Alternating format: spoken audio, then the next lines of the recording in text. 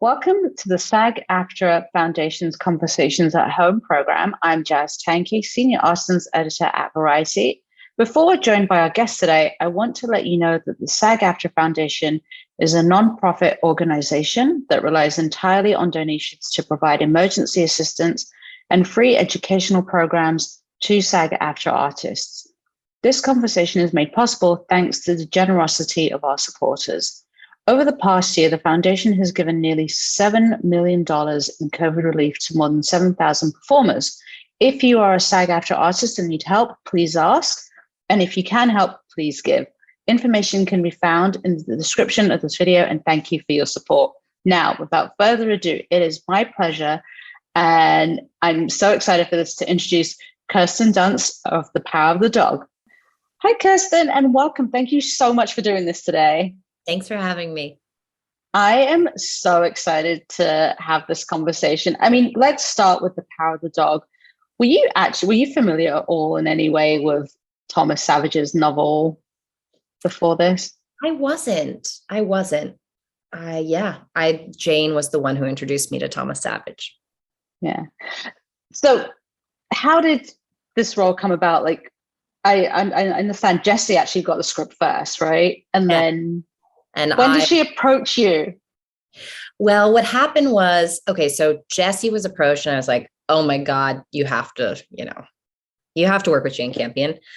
A long time ago, she approached me about working together and it never came to fruition, but I always kept that letter she wrote me. So, it's been a lifelong dream of mine. Her female performances for movies, they've always inspired me as an actress and just, her films in general.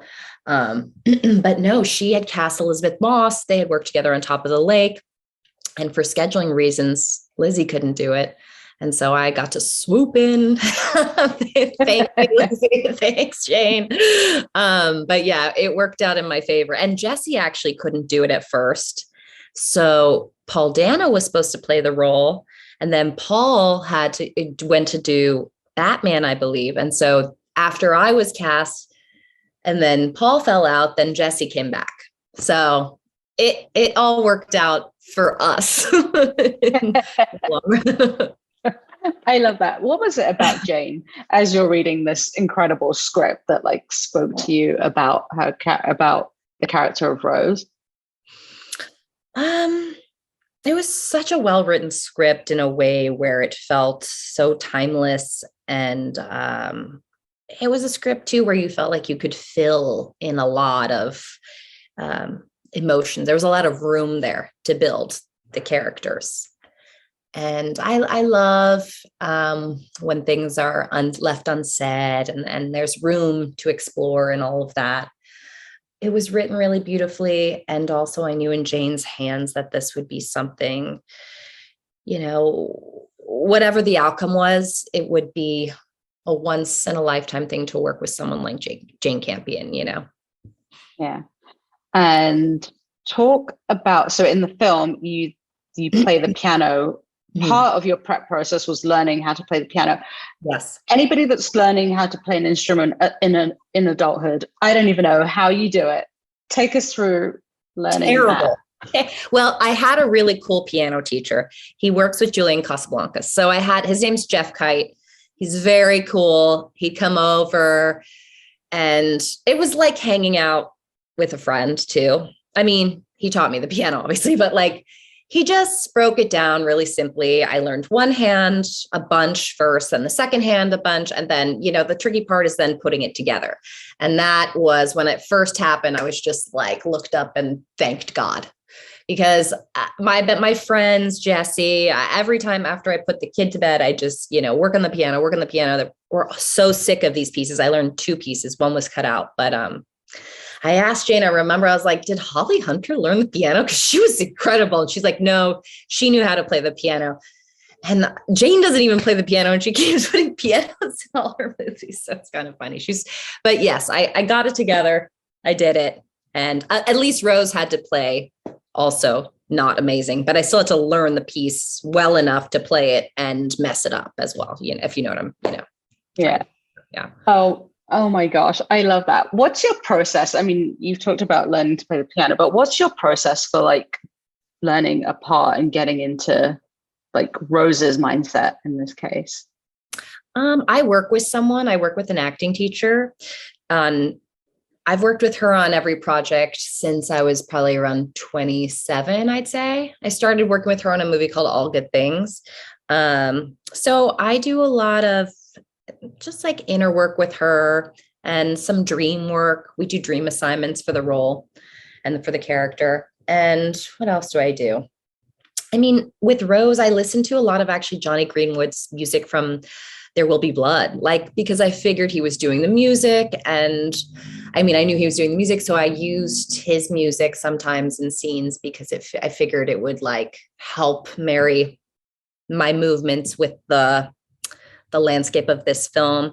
So I listened to a lot of that soundtrack while I was making this movie. And there's just like pieces from my own life that I would use, or heighten pieces of my own life for certain scenes. And then it's like, you kind of just let it all go, but that foundation is there. Yeah. What is it? I have to say something about Johnny Greenwood's scores. Like, don't you just want to live in his sonic world? And then obviously the Power of the Dog score is added as well. Yeah. Yeah. We're lucky there's someone like him making movie scores. Yeah. I rewatched this film again and I was like, wait, she doesn't really have that much interaction with other characters. What was that like to play? Yeah, I mostly talk to my son. My few scenes are with my son in the bedroom. It was I just had to create whatever that mood was for Rose, for myself, whatever that fear or that paranoia, whatever that house and those sounds and that feeling was for Rose. But luckily, I really like movies like Don't Look Now and Repulsion and those like psychological kind of thriller movies. So I was into creating, that it's fun. It was fun for me too. Yeah. Yeah. What was it like working with the scene where she just goes around and shuts a bunch of doors? I was like, this is the cool thing to me. Like, I love things like that.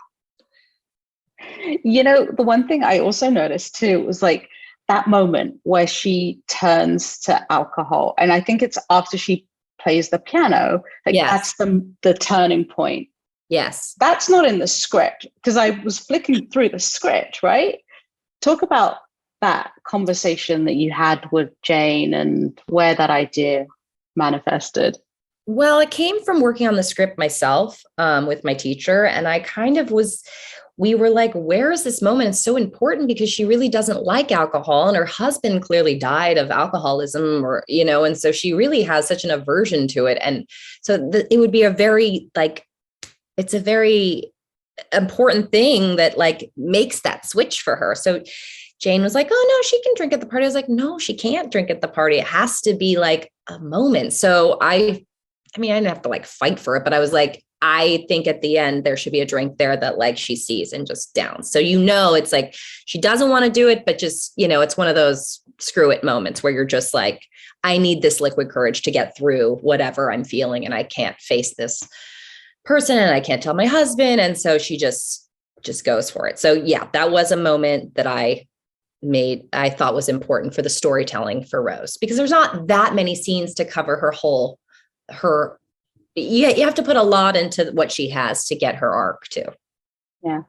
What was it like being on a set where almost everybody was like, is method acting, especially Benedict, who has said that, talked about it in his interviews. And yeah, Benedict, I think, was the most method of all of us, but kind of helped everyone, kind of helped the whole atmosphere on set, because Jane said to him, like, this is not Benedict, this is Phil. You'll meet Benedict at the end of the movie, basically, because Benedict is a kind person. He's someone who, has that British way about him that's like very like, I'm sorry, and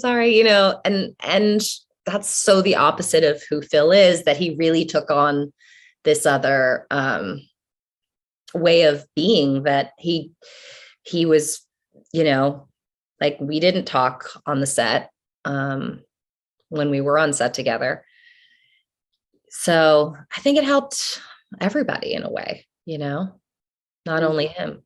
the few scenes you have are with Cody, and who is incredible. And I love the dynamic between the two of his mother and son. Like, Thank you. talk about did you get much time to bond and hang out beforehand? And it was kind of something where, like, when we met and we started talking, and I immediately was like, oh, I love this kid. He's just like a good person. And immediately he didn't take himself too seriously, but he took the right thing seriously. And I pulled him over. I was like, what if we had a secret, together, where it's not part of the movie and it's not the truth of the book or any of that. But like I said, what if we had the secret that you killed your dad, my husband?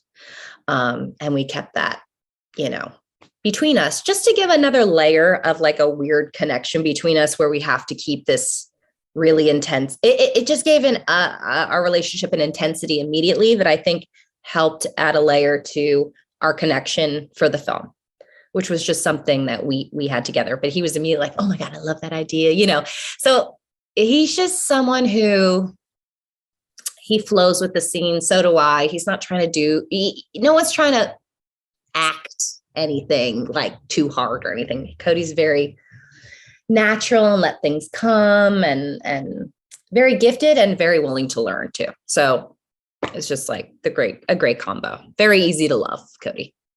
Yeah. Talk about the piano banjo duel scene. Like, I was irritated by Benedict's character. I was like, oh my God, you are so... It's a brilliant scene, the way Ari Wagner's cinematography works, framing that between the two of you. Talk about filming that moment. Well, I remember how I felt and what I wanted to put into that scene was basically, I remember that's what that scene meant for me, was that Benedict's character, Phil, it has such artistry and beauty in the way he plays. And here I am just like clunking along, trying to practice, trying to, a decent piano player, and really wanting to be good for the party and to practice. And I think when you're really trying to be creative and like vulnerable, and someone trumps you in your artistry in such a way, it leaves you feeling so terrible about yourself. It's just, I wanted to feel that failure of like, you will never be the artist you want to be. So that's kind of what I infused personally into that scene for me.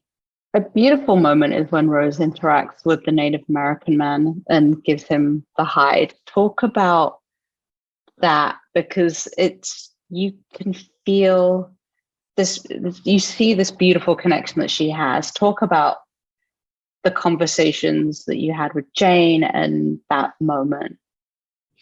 It's interesting. I'm not someone who wants to talk about it too much. I'm like, let's just do it, because it's not overly talking. Something, it's like, that's not going to help you act it. You know what I mean? It's not. That scene I particularly were like headphones in, Johnny Greenwood. Like so that scene in very much particularly that scene. But yeah, it just had to be a little bit drunk and out of it enough emotionally, a certain level of like, I think for me, she was recognizing a kindness and a seeing another boy.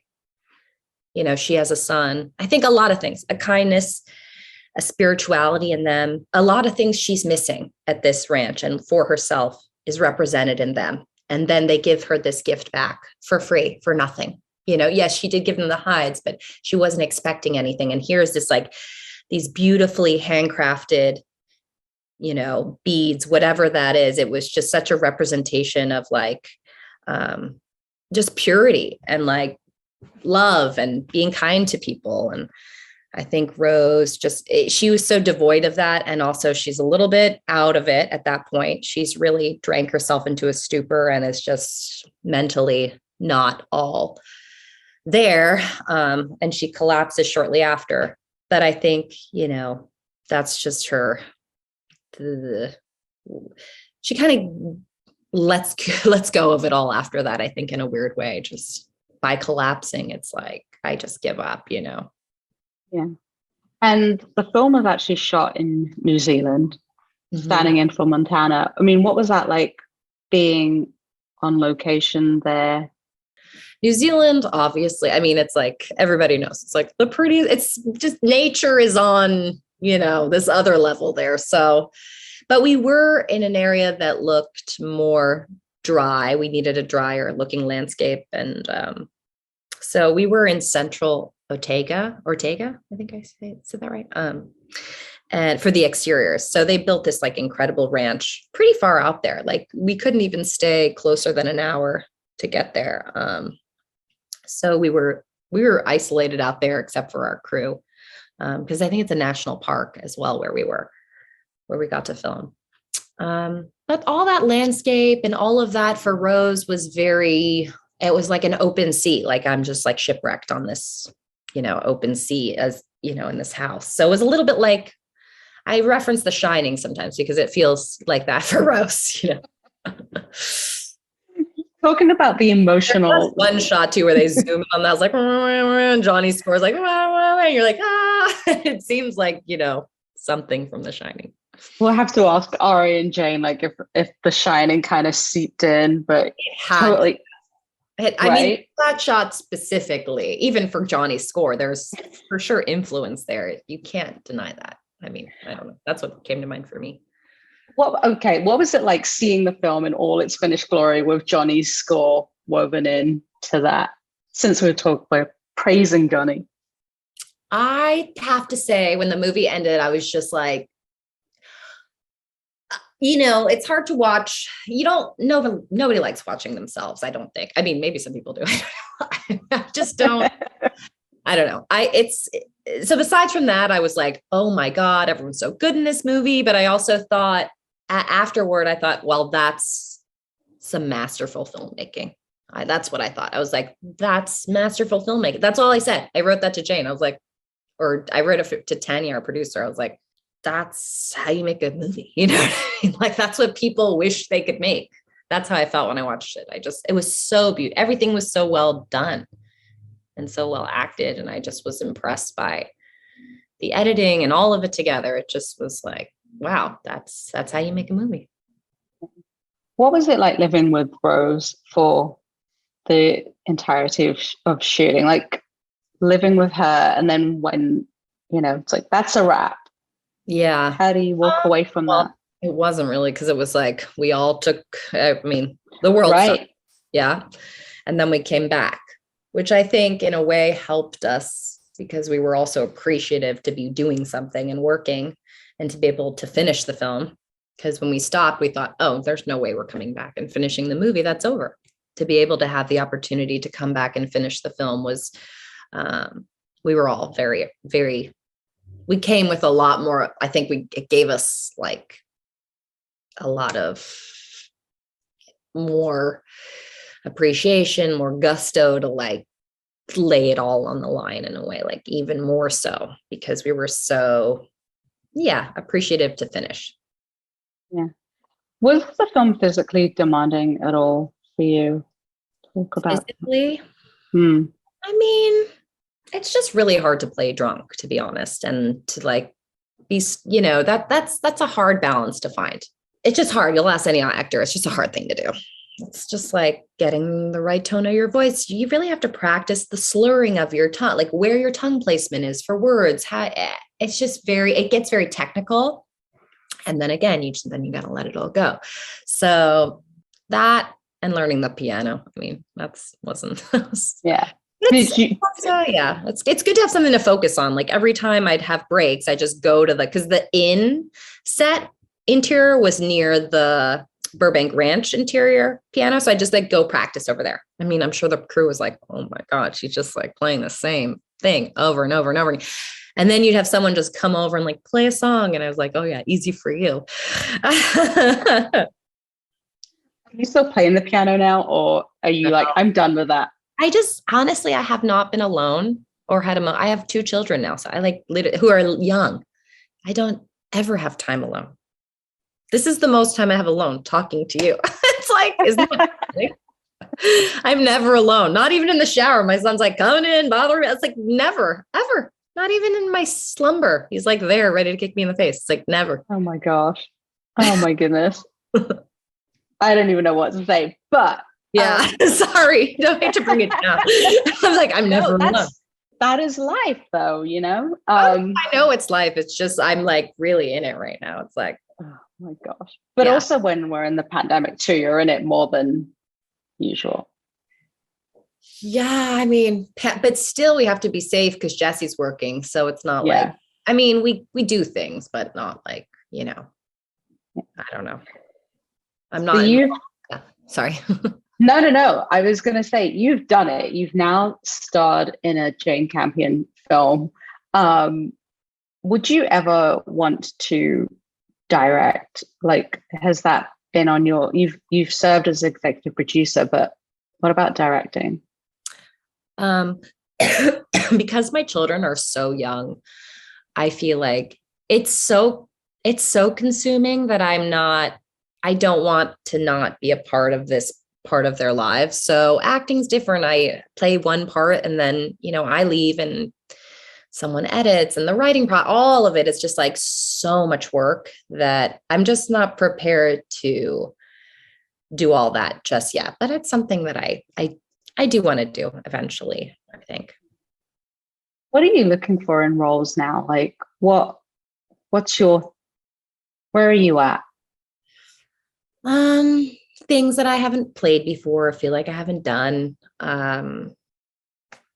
And just filmmakers that want to take risks and do something that, you know, we haven't seen before. And be a part of like creating new things. And, you know, that's basically what I hope for, experiences that, you know, feel free and people are taking, like doing interesting new things and trying things together. And just like creative, freeing experience is always the goal for me. Doesn't always happen, but you know, it's a nice goal to have.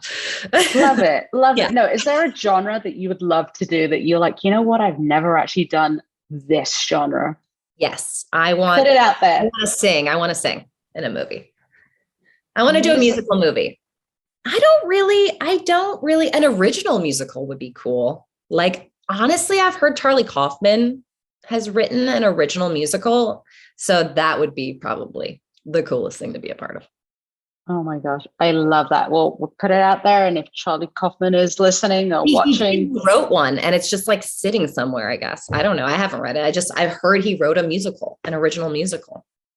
You could manifest it. So I'm going to pick some films from your incredible body of work. I'm going to start with Interview the Vampire. What do you remember about working on that, or like a favorite memory? My favorite. I mean, that was just such a whirlwind role to get. It was like auditions around the world. It was just so crazy. And I had many audition and screen tests, and it was like so many steps to you know, get the role. So even just getting the role, I was like, holy shit, this is crazy. But I had worked so hard for it. But yeah, that was just, I knew that it would be life-changing, but yeah, it really was. I was right. It was life-changing. But yeah, I was treated like such a little princess. I still haven't been on a set where it was that magnificent, where it was like, even Marine Trinette was incredible, but like Interview with the Vampire, they just build a set just to burn it down. The opulence and the locations and the time they had to film it, and they don't do that anymore. They don't do it. They don't. Right? It's just, they don't do it. They do it for superhero. They'll do it for certain things, but then they'll CGI a bunch of stuff. Like they actually did it. Like there was fire in the room. There wasn't like painted, you know what I mean? It was like, I remember a stuntman on the ceiling crawling on fire. You know, things that I've never seen done. And the costumes from that film, Sandy Powell, it's just, I don't know. I've just still never been on a set like that. where I was like, Oh. dancing with Brad Pitt as a child. Like, what? It's like, who does that? It's just insane. It's insane. Immortalized on celluloid forever. Now You mentioned with my husband on a mountain in a Jane camping. That's actually pretty good too. I don't know what I'm saying. That's pretty incredible. You mentioned Marie Antoinette. What about a favorite memory from filming and working on that? Wow. I was a little overwhelmed with the idea of playing her. So I kind of had to like move that to the side and realize I was just kind of playing an essence of her, or, Sophia was taking a part of history and doing an interpretation of it. But I was definitely overwhelmed on that set, but which was good for the role I was playing. But yeah, Jason Schwartzman and I just had whenever we had scenes together, I had so much fun with him, and just having our little dance in the Hall of Mirrors and those little memories. And it was just, when you're making a movie with Sophia, it's just going to be like the most beautiful thing. So to be a part of that beauty and to, know that you're in the hands of someone who's like such an artist in that way, where the lighting and the music, everything, she just has the best taste. And so, you're just going to be in like such beautiful things. People also don't take the time to do those kind of things anymore. I don't think as much. So she really, the details that the details to everything she does, but the atmosphere she creates on a set that you feel, that's palpable in her films when you watch them, I think is something so unique, which makes her also such an important filmmaker too. Because a lot of movies and TV shows wouldn't necessarily be made had that film not been made. So it feels, to me, it's like nice to be part of something that keeps influencing other artists. On the subject of TV shows, what was it like doing On Becoming a God in Central Florida and just going into that medium? On Becoming a God was a character that that TV show took so long to get made. It was at AMC, then it was at YouTube, then Showtime finally bought it. I mean, Yorgos Lanthimos was our director and producer, and then he fell out. Like it took so long to get it made, but I just couldn't let the character go. I just love that she just didn't care. She just let it, all of her anger, everything. She had no filter, and I loved that. And really, I just hadn't read a better character for me to play. And so at that time, it was just the perfect outlet for me as a person and as an actress. And I love doing dark comedy. What was it like then doing Drunk History and the Agatha Christie? Derek's a really good friend of ours, like very good friend of ours, Derek Waters, who created Drunk History. So I've known Derek since before it became a TV show. I knew Derek when it was just a YouTube phenomenon, and I wanted him to do, my friend Jacob Soboroff and I were going to do a documentary about why we vote on a Tuesday and how that holds everyone back from voting, and why we're still doing this old system of when the farmers voted and the harvest, and such old stuff that we still do makes zero sense. And we wanted Derek to do a reenactment of, that for our documentary. No, it didn't get made. But Derek and I became friends, and Jesse was really good friends with Derek. And so now he's one of our dear friends, holidays, and my son's friend. And Derek's just, really part of our lives. So doing Drunk History was a long time coming for me. So it was, I had missed the opportunity so many times, and I had been meaning to do it for a long time. So to do it with Jesse it was so fun. What are you hoping audiences take from The Power of the Dog? I mean, it's something that I wish I could have taken from Power of the Dog, which is watching the film for the first time, watching a new Jane Campion movie. That to me is what I would take from the experience. I would go to the movie theater to see a new Jane Campion film, me personally. And I wish that I could have that experience. I know that I'm in it. So it's just, I kind of feel I wish I got to watch this movie for the first time and figure it all out. It seems like a movie that a lot of people want to see again, which is great, and want to talk about the end. And And so I think it's good when something stays with you and moves you. And I've had a lot of people react like very intensely to it. So I think any art, any movie, any music, anything that moves someone, like anything that gets to someone, I think that's the point of, making, movies and everything. And when it all comes together in such a great package, it's like, oh, wow, it's great filmmaking. And so that's special when it all comes together, because that obviously doesn't happen. It's not an easy thing. Nobody knows what that is. And it did, I think, with this movie. For those who haven't seen the film yet, pay attention to the very beginning. That's all I'm going to say. Yeah. Yes, it's true. Right. You're so right. You got to pay attention. It's not I'm going to look at my iPhone for a second, which is, people do, it's easy to do when you're home. But yeah, you have to pay attention. Go to the movie theater if you can and watch on the big screen and pay attention to those opening minutes, because that's where it's at. Okay, what advice would you give to the actors out there watching and tuning in today? I mean, it's interesting because me and Jesse are lucky to have each other to talk to about all this kind of stuff. Like I need advice too. You know what I mean? It's like, and I think just stick with it if you're passionate, because I think people's time comes at different times. And I don't know. And I'll also always be a student of it. I feel like I learned that. I had to learn that at a certain age too. I always have to keep growing too, and reading different books and figuring out different things, because I didn't go to a proper school. I worked with teachers, but I think to keep learning and keep getting inspired. That's what I would say is just keep reading, finding different things, books on acting, keep educating yourself, I would say, in movies, and, keep filling yourself. Yeah, that's what I would say. Love it. Perfect. Well, watch this space. You in a musical coming soon. Put it out there. That's the dream. And a lot of people's dream. I don't know. I made the Jane Campion one work. Exactly.